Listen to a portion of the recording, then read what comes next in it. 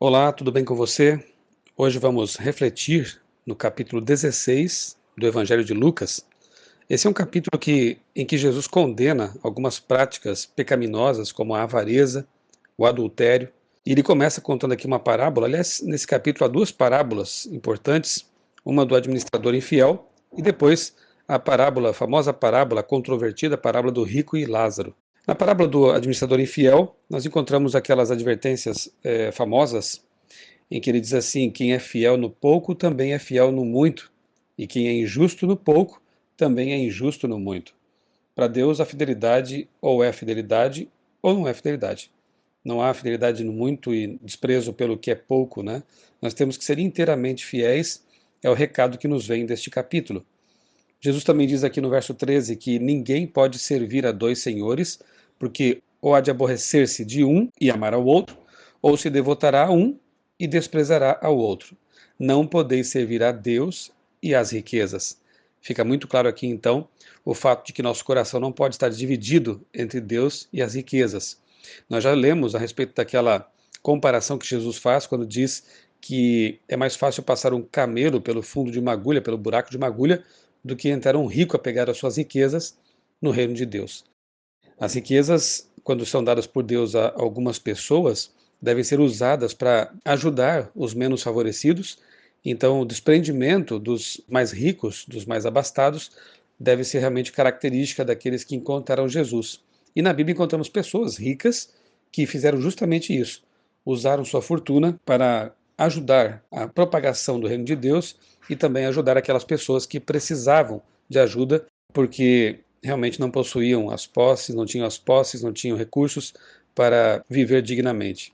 No verso 14 encontramos então realmente os destinatários da parábola que vem depois, a do rico e Lázaro. Jesus fala aqui, o relato aqui de Lucas diz, os fariseus que eram avarentos ouviam tudo isso e o ridicularizavam.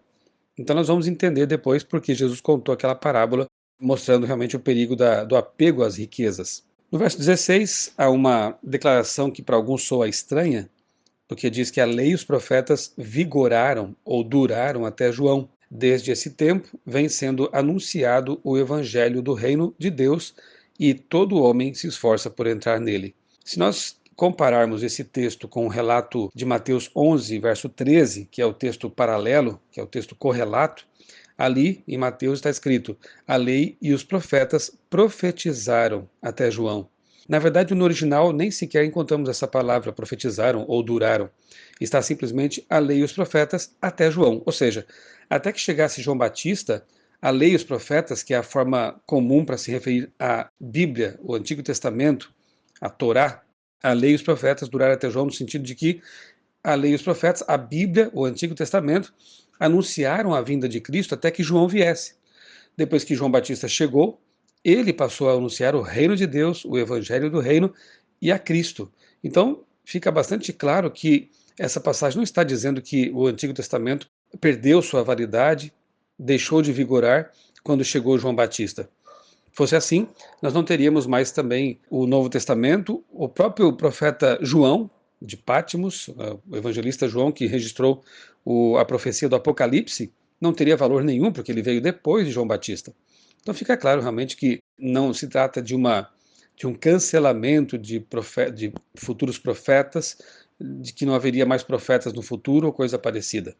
Jesus, na verdade, ele depois enfatiza no verso 17 que é mais fácil passar o céu e a terra do que cair um tio sequer da lei. Realmente, Jesus não veio para abolir a lei, não veio para cancelar qualquer parte da Bíblia, não veio para tornar nula as Escrituras, nem o dom de profecia. Pelo contrário. E para ilustrar que realmente a lei continua vigorando, no verso 18 ele fala sobre o adultério. E adultério é um dos mandamentos, é o sétimo mandamento da lei de Deus. Ele diz que quem repudiar sua mulher e casar com outra, comete adultério.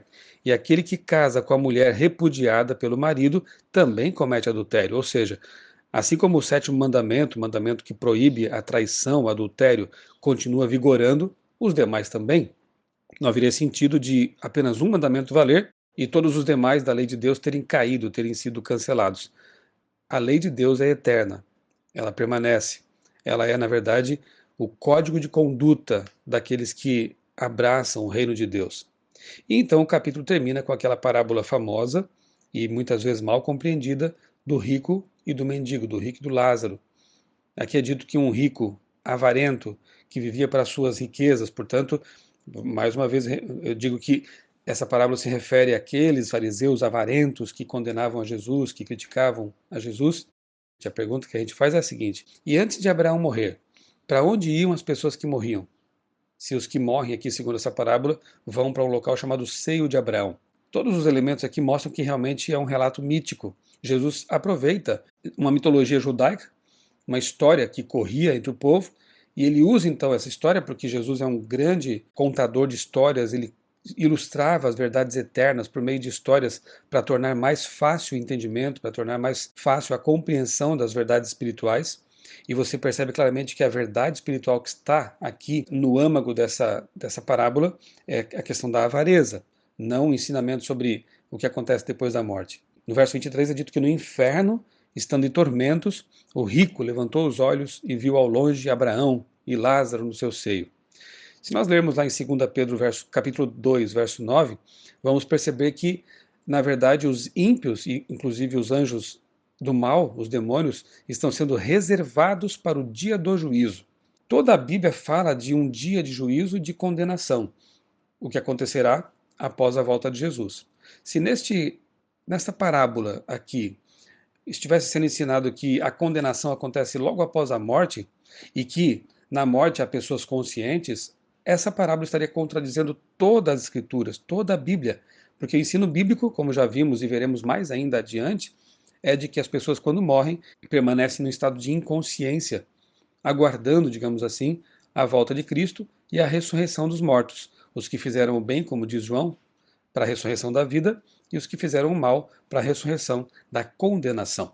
Esse é o ensino bíblico. Não podemos anular textos bíblicos claros por causa de uma parábola. O nome já diz, parábola é uma metáfora, é uma história mítica para ilustrar algum ensino espiritual. Depois é dito aqui no verso 29 que o rico pediu a Jesus que pudesse avisar seus parentes que também viviam na avareza, e Jesus respondeu: eles têm Moisés e os profetas, que os ouçam. Se não ouvem a Moisés e aos profetas, tampouco se deixarão persuadir, ainda que, veja, então não aconteceu, ainda que ressuscitasse alguém dentre os mortos. Ou seja, para o bom entendedor, Moisés e os profetas bastam. Moisés e os profetas são a Bíblia. Para o bom entendedor, a Bíblia basta. E nenhum milagre é suficiente para quem não está disposto a crer. É isso que Jesus está ensinando aqui, neste capítulo, nesta parábola, e fica para nós a lição de que não podemos realmente nos apegar às riquezas, não podemos nos apegar aos bens materiais e muito menos ser avarentos. Temos que ser desprendidos, temos que ajudar as pessoas nas suas necessidades. Ser rico ou ser pobre não é virtude em si mesmo. Há muitos pobres que são talvez mais avarentos, mais gananciosos do que ricos. E há muitos ricos que são mais desprendidos do que pobres. Não é aquilo que temos que caracteriza a nossa santidade, a nossa bondade, e sim a forma como lidamos com aquilo que temos. Que Deus nos ajude a ser desprendidos, que Deus nos ajude a ser bondosos com as pessoas e que possamos realmente viver diferentemente desses fariseus avarentos, mas sim obedecendo à lei de Deus e sendo fiéis ao nosso Senhor. Eu sou o pastor Michelson Borges, desejo a você um dia abençoado na companhia de Jesus.